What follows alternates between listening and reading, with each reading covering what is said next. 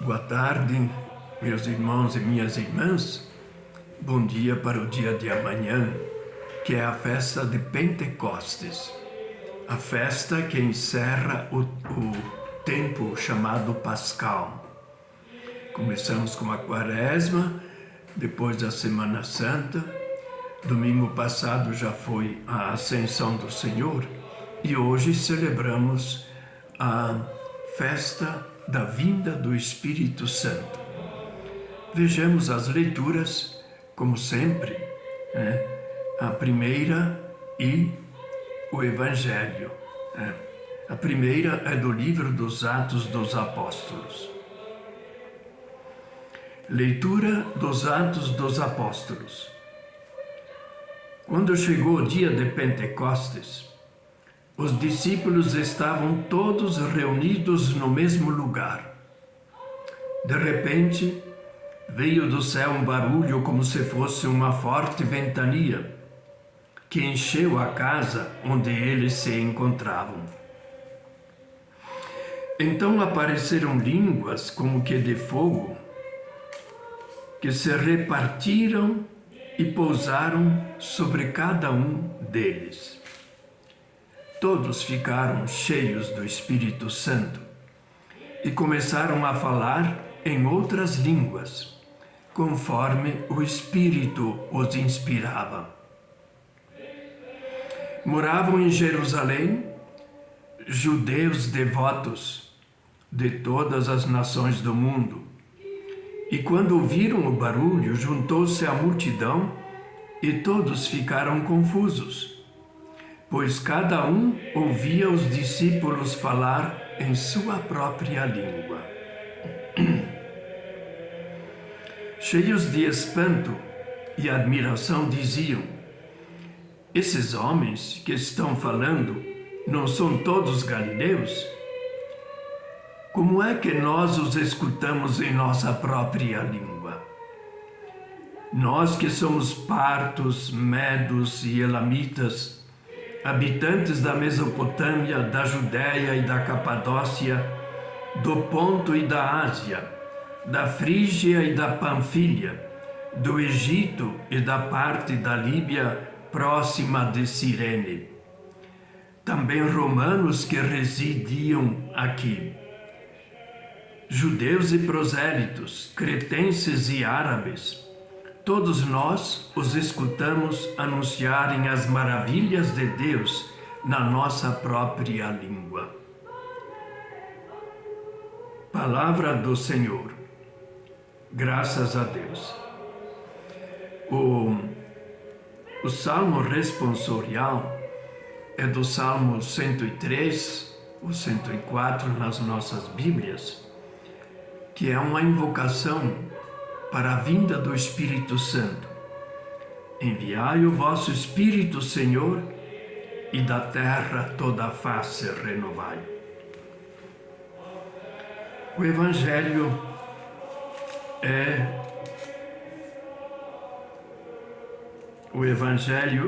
do evangelista João.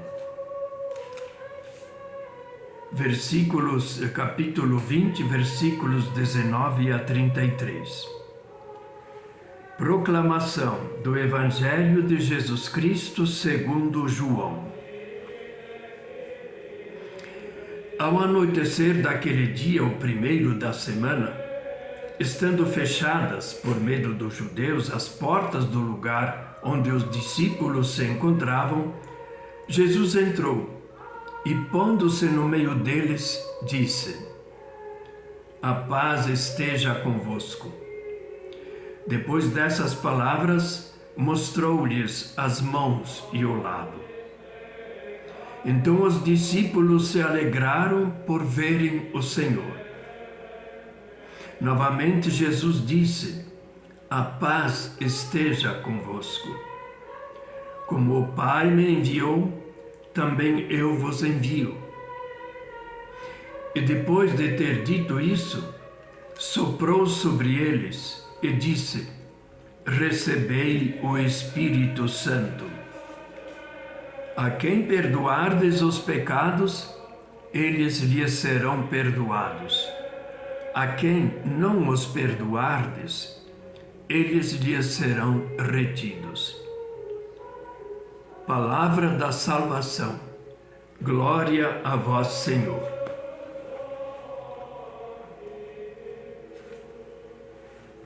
Então, o Evangelho de Lucas, como nós ouvimos no domingo passado, domingo da Ascensão do Senhor, ele conclui o Evangelho falando que Jesus terminou a sua atividade, é Lucas que fala isso, aqui na terra, indo para um lugar chamado Betânia, a casa dos pobres de Deus, do Senhor. Betânia, que ocorre várias vezes pertinho de Jerusalém, mas na montanha, já tendendo para o vale do Rio do Jordão e do Mar Morto. E então, de lá Jesus se despede e manda que eles voltem para Jerusalém. E aí eles ficam, a festa da Ascensão seria quinta-feira e não domingo passado, então uns 10 dias juntos, rezando no templo, mas não só no templo. Eles estavam no lugar, segundo a tradição, chamado cenáculo, onde seria aquele espaço no andar de cima, onde, segundo João, Jesus celebrou a última ceia e lavou os pés dos discípulos. Eles estão lá, reunidos e com medo. Medo pela incerteza. Afinal de contas, o que aconteceu com Jesus? Eles foram perseguidos. E nós que estamos falando de Jesus, também somos perseguidos. E podemos ser até mortos. Foram ameaçados pelos chefes dos judeus, sobretudo os mandantes do templo, os do partido saduceu, mas também fariseus, que não aceitaram Jesus como o Messias esperado. E esses 10 dias passados, celebrava-se então a festa judaica de Pentecostes, que tem vários significados ao longo da história e, finalmente, nos últimos séculos antes de Cristo, dizia-se que nesse dia Deus deu a lei. A lei de Moisés teria sido dada neste dia. E então, nesta descrição e também na tradição dos rabinos, seriam os professores, os que estudavam a lei e ensinavam o judaísmo, que no dia em que Moisés estava no alto, né, foram vários dias que eles estiveram lá, até um mês, né, que ele esteve sozinho, recebendo a lei e escrevendo em pedras, não é? E então, quando se ouviu, no meio de trovões e ventanias, raios, portanto fogo, então os rabinos diziam que naquele momento a voz de Deus se repartiu em 70 vozes. Voz é a maneira como nós falamos as línguas, né? E se espalharam pelo mundo inteiro. Então, à base desse significado, Lucas também quer falar da vinda do Espírito Santo. São sinais, né? Então veio um barulho como se fosse de forte ventania. A ventania é o ar. O Espírito é aquele Espírito que Deus sopra sobre Adão, o ser humano que estava sendo modelado pelos seus dedos. Ele sopra o Espírito de vida. Mas aqui tem outro significado, de uma nova vida, da vida que vem de Deus. Então veio essa ventania e a casa onde eles estavam já não é mais o templo. Aqui em João é a casa onde se encontravam. Então apareceram línguas como de fogo. Línguas, lá no Sinai, se escutavam a voz de Deus. Aqui são línguas como que de fogo, que se repartiram e pousaram sobre a cabeça de cada um. Não é alheiamente que se espalha pelo mundo inteiro. Então, havia a presença de judeus depois do exílio, se espalharam por quase todas as partes do Império Romano, ao menos na parte oriental. E aí então apareceram estas línguas de fogo e pousaram sobre cada um deles. Então, vendo isso, né, ele fala primeiro que havia gente de todas as partes, porque a festa de Pentecostes era uma festa de peregrinação. Então, quem podia, não pôde, talvez na Páscoa, podia então vir nesse dia em peregrinação ao templo. E o que espanta, não é, toda essa gente, é que eles pousaram as línguas sobre eles e eles começaram a falar em outras línguas. O que significa isso? E aí então, tendo mencionado aí mais ou menos uns 10 ou uma dúzia de povos diferentes do Império Romano, ele fala do espanto deles. Como estes homens estão falando em outras línguas, mas são todos da Galileia. Como é que nós escutamos em nossa própria língua? E aí então menciona, né?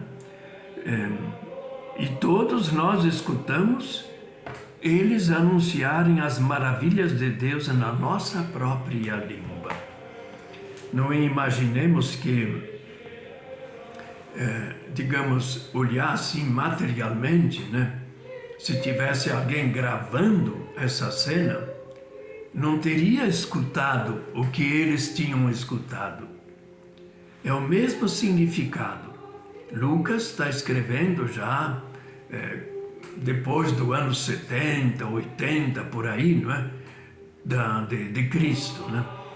E ele então quer dizer que no momento em que ele escreve esse livro, o Evangelho era anunciado pelos apóstolos, discípulos, Paulo, que se converteu depois, em todas as partes do Império Romano, a menos a parte que ele cita aqui, mais oriental, mas também em torno do Mediterrâneo, do mar Mediterrâneo.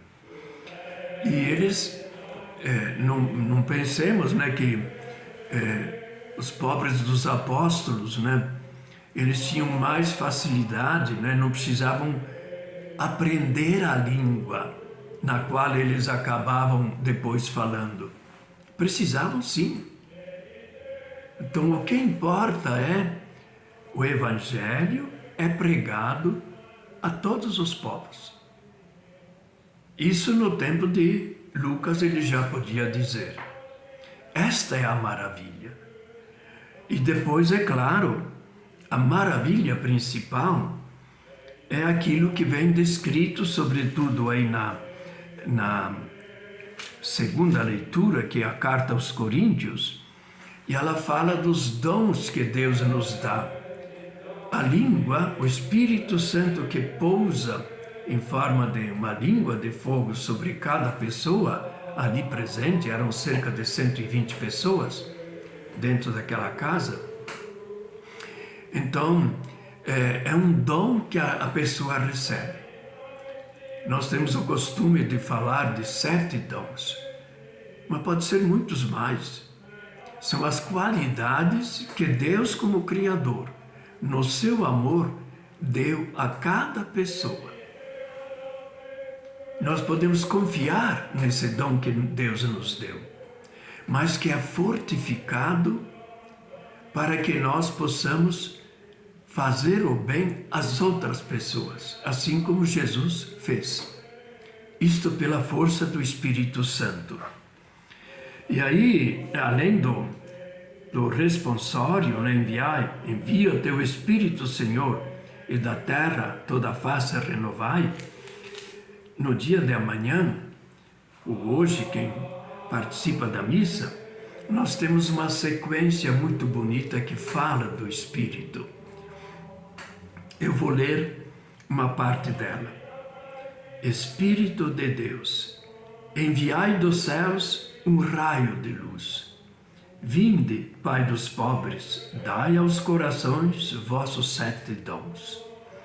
Consola o consolo que acalma, hóspede da alma, doce alívio, vinde. No labor o descanso, na aflição o remanso, no calor aragem. Enchei luz bendita, chama que crepita o íntimo de nós. Sem a luz que acode, nada o homem pode, nenhum bem há nele. Todo o bem que nós fazemos com esse dom de Deus. Porque Deus é bom e Deus é amor. Então todos esses dons são não em benefício, uma espécie de embelezar a pessoa, não é? Todos nós já somos gratificados, agraciados por Deus, mas levar ao lava-pés de Jesus. Por isso também, na tradição cristã, essa vinda do Espírito Santo se dá no mesmo local onde Jesus lavou os pés dos discípulos. Num sinal de amor, de dedicação, como uma mãe lavava e lava, o seu filho, a sua filha, assim também nós devemos nos servir uns aos outros. E o Evangelho de hoje, então, é do capítulo 20, como eu falei, não é? E aí ele recorda, não é? Depois da aparição de Jesus a Maria Madalena, de noite os discípulos estão reunidos, também se costuma dizer, nesse mesmo local. E Jesus aparece a eles. E saúda aqui 2 vezes, a paz esteja convosco. Nós já ouvimos que uma das explicações, por que Jesus saúda assim?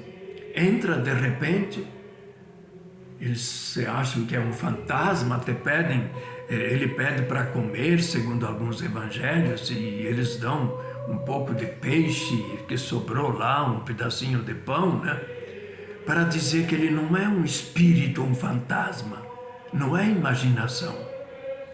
E ele, depois de saudá-los, ele se apresenta com as suas credenciais, as chagas nas mãos, do lado e nos pés.